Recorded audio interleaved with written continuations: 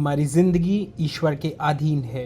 क्या हम जो काम करते हैं उसके पीछे कहीं ना कहीं ईश्वर की मर्ज़ी छुपी होती है, या हमारे कर्म ही हमारी ज़िंदगी को निर्धारित करते हैं? आइए इस पे देखते हैं एक दार्शनिक दृष्टिकोण। नमस्कार दोस्तों, स्वागत है आपका अर्बन योगी चैनल में।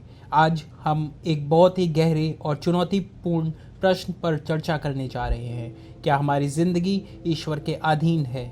हम में से कई लोग अपने जीवन में घटित घटनाओं में को भगवान की मर्जी मानकर छोड़ देते हैं, जबकि कई लोग यह सोचते हैं कि हमारी ज़िंदगी हमारे कर्मों, फैसलों और परिस्थितियों से संचालित होती है। आज हम इस प्रश्न पर गहराई से विचार करेंगे, बिना किसी कहानी का सहारा लिए, और देखेंगे कि दार्शनिक दृष्टिकोण से इस विषय को कैसे समझा जा सकता है। प्रारंभिक विचार: ईश्वर और जीवन का संबंध। सबसे पहले हमें यह समझना होगा कि ईश्वर की अवधारणा क्या है। धर्म और दर्शन में ईश्वर को सर्वोच्च शक्ति माना गया है जो इस ब्रह्मांड को संचालित करते हैं। परंतु क्या यह शक्ति हमारे जीवन के हर पहलू को नियंत्रित करती है? गीता में श्री कृष्ण ने कहा है, मैं इस सृष्टि का साक्षी हूँ, लेकिन मैं तुम्हारे कर्मों का निर्णय करता नहीं हूँ। यह स्पष्ट करता है कि भगवान हमें कर्म करने का अधिकार देते हैं, लेकिन वे हमें किस दिशा में लेके जाएंगे या हम हमारे खुद के कर्मों पर निर्भर करता है। अगर हम सिर्फ भगवान की मर्जी मानकर बैठे रहेंगे तो कुछ नहीं होगा। तो जीवन की प्रगति के लिए हमें अपने कर्मों को स्वयं निर्धारित करना पड़ता है। स्वाधीनता और कर्म का सिद्धांत। दार्शनिक दृष्टिकोण से देखें तो हमारी जिंदगी कर्म पर निर्धारित है। कर्म सिद्धांत हिंदू दर्शन का प्रमुख स्तंभ है, जो कहता है हम जो भी करते हैं उसका परिणाम हमें भुगतना पड़ता है। यह विचार केवल धर्म में नहीं बल्कि जीवन के हर क्षेत्र में लागू होता है। जब हम जीवन में कुछ हासिल करना चाहते हैं तो हमें उसके लिए लगातार मेहनत करनी पड़ती है। अगर हम सोचें कि भगवान हमारे लिए सब कुछ करेंगे तो वह हमारे अपने आत्मबल और कर्म की शक्ति को कमज़ोर करता है। विवेकानंद ने कहा था, भगवान तुम्हें रास्ता दिखा सकते हैं लेकिन चलना तुम्हें स्वयं होगा। इसका मतलब है कि भगवान ने हमें स्वाधीनता दी है, हमें निर्णय लेने और कर्म करने की शक्ति दी है ताकि हम अपने जीवन का संचालन स्वयं कर सकें। उद्देश्य और प्रयास। किसी भी व्यक्ति के जीवन में उद्देश्य महत्वपूर्ण होता है, लेकिन यह उद्देश्य तभी पूरा हो सकता है जब हम उसके लिए प्रयास करें। उपनिषद और योग सूत्र जैसे ग्रंथों में यह स्पष्ट रूप से कहा गया है कि आत्म साक्षात्कार का मार्ग ईश्वर की इच्छा पर निर्भर नहीं बल्कि व्यक्ति के स्वयं प्रयासों पर निर्भर है। जो व्यक्ति खुद को जान लेता है वह ब्रह्मांड को जान लेता है। इसका तात्पर्य यह है कि ईश्वर ने हमें प्रयास करने की स्वतंत्रता दी है। ईश्वर के प्रत्येक कदम पर हमें चुनना है कि किस दिशा में आगे बढ़ना है। यह भी कहा गया है कि आपके विचार और कर्म ही आपके भाग्य का निर्धारण करते हैं। भाग्य और संयोग का मिथक। अक्सर लोग यह मानते हैं कि हमारी जिंदगी पूरी तरह से भाग्य पर निर्धारित है।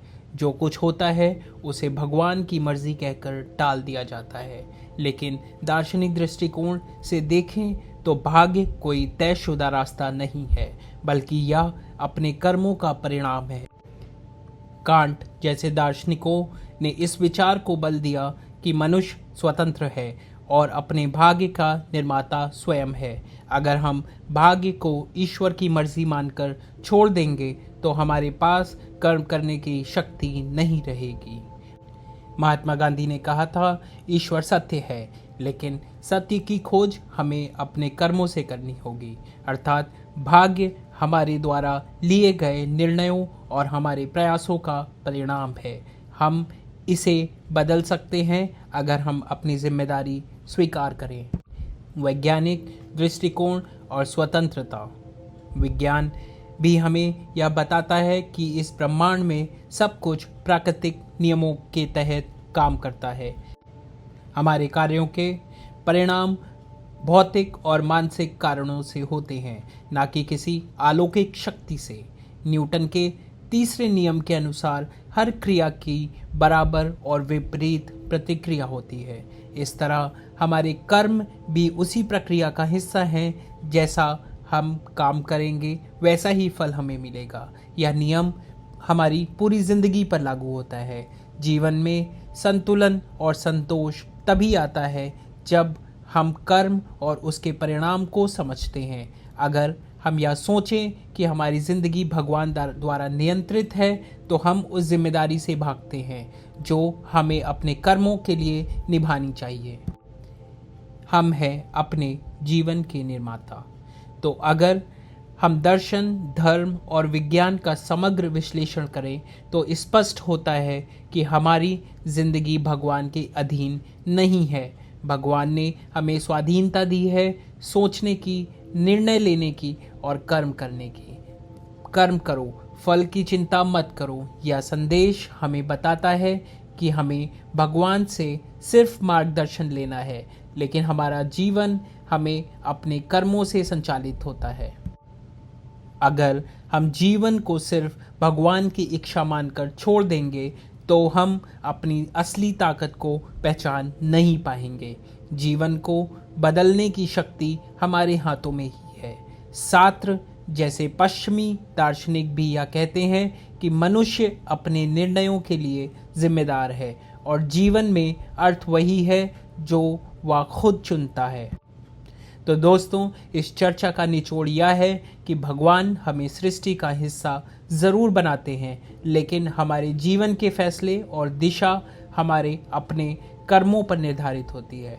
हमें अपनी ज़िंदगी के मालिक खुद को बनाना है। उम्मीद है कि इस वीडियो ने आपको सोचने का एक नया दृष्टिकोण दिया होगा।